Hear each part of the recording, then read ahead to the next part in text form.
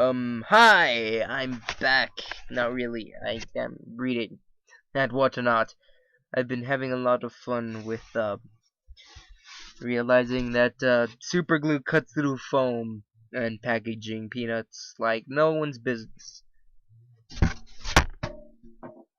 But besides the point. We're doing another reading. We're reading Chapter 9 of Shipping and Handling. And I'm probably not going to go through this all because it's pretty long.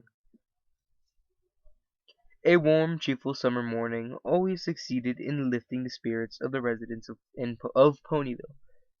This morning was no different. The sunlight bathed every inch of town with its soothing rays, signaling to every pony the start of another carefree summer day. It seemed there wasn't any pony for miles who was anything less than perfectly content.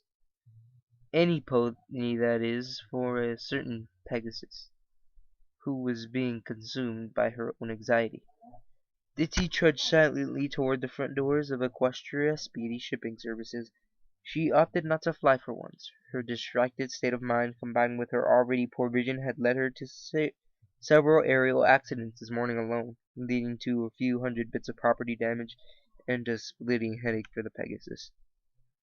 Ditty couldn't understand what was holding her back anymore. A whole month had passed since Breeze had visited her for dinner, yet the mare still hadn't told Dinky the truth about her job. And her filly suspected something. That much was obvious, even to Ditzy. The young unicorn had been acting funny, like she knew more than she let on, and was just humoring her mother, allowing her to keep her little secret a little while longer. She'd also been spending an unusual amount of time in Ponyville after school. Instead of skimming straight home once or twice, Ditzy had caught her sneaking in with an extra bag of books. Apparently, she had been at the Ponyville library. But what had she been researching? The whole situation was causing Ditzy a lot of undue distress. The feeling of tension in the Jew household had grown so greatly that even Ditzy's thoughts of Glow and her disturbingly well thought out shipping philosophies had been pushed to the back of her mind for the time being. It was one thing to be worried about herself and her effects of the lives of the pony she had countered, but it was another matter entirely when Dinky came into consideration. As always, the filly took top priority. For the umpteenth time, Ditzy swore to herself to tell Dinky the whole truth that evening, while noting sadistically in the back of her mind that she probably would be unable to work up the courage to do so again. Ditzy reached up to open the door to the headquarters when it swung open of its own accord, allowing a certain blue unicorn to exit. Glow strode forward, no doubt already setting out on her assignment for the day. Much to Ditzy's relief, the unicorn merely turned up her nose at the sight of her rival, and strode away without a word. Ditzy watched her go for a moment, relieved to avoid a negative encounter, and then turned and entered the building.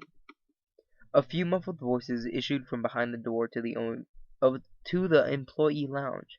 The only ponies present at the moment were Breeze and Cloudcover. "Good morning," Cloudcover said as the mare entered. "Morning," Ditzy said enthusiastically. Breeze nodded as well, but said nothing. The red Pegasus scrutinized his co-worker with concern. She was looking worse every day. Breeze feared there would be a negative effect on the mare's health if she didn't find some stress relief soon. The intercom crackled to life. "Cloudcover, please come to my office for your assignment." "Ah, right then," Cloudcover responded with a glance at Breeze. "We'll have to finish our conversation later. See ya." Breeze nodded again as his friend left the room, leaving him alone with Ditzy, who had wandered to the breakfast table. Not even fresh muffins seemed to be putting the usual vigor back in the mare's step. The red Pegasus decided it was time to comfort her again, for her own good. "Ditzy, we need to talk." Ditzy looked up from her food and allowed one eye to swivel into Breeze's direction. "That would kind of be unnerving for me." "About what?" "About you," Breeze said gently as possible. "I know I can't tell you how to live your own life, but I think this situation is starting to get the best of you." "No, really?" Ditzy asked icily. "Lately, I've been even under more stress here than I am at my old job. And that's saying something, considering I spent most of my time there on the verge of getting fired." Then what are you gonna do about it? Breeze asked. Why won't you just tell Dinky about your job already? Then you can stop dodging her questions and making replies, and the two of you can get back on track. I want to tell her, really, Ditsy insisted, but I just can't. Why not? I don't know, the mare wailed, dropping back on her haunches and staring at the floor. That's why this is so hard for me. I really should tell Dinky the truth. I should have done it quite some time ago. But some nagging doubt in the back of my mind has kept me from doing so. Bruce stamped his front hoof. Then you need to sit right there and think until you figure out what the reason is, he insisted, because clearly keeping it a secret is not a better idea than telling her if this is what it's doing to you. Ditsy said nothing. She just scrunched up her face in thought. I think it's not about having a new job, she started. It's about me having this job. Don't you think being a matchmaker could, be a bad influence on a little filly? Breeze raised an eyebrow. How so? Well, I don't know, Ditsy stuttered. At Dinky's age, most ponies are just learning about the concepts of loves and relationships. Do you think it could have a negative effect on a filly if her parent essentially manipulates these delicate situations as an occupation? I don't want her to get the wrong idea about the concept of love. I'm not sure it really works like that anymore, Breeze pointed out. I mean, we get assigned to help coats and fillies with their first relationships all the time. Most of them just want to get the object of their crush to notice them, but still. Ditsy seemed unconvinced. Breeze shifted his weight awkwardly when the mare didn't respond. Look, he said finally, I can completely understand that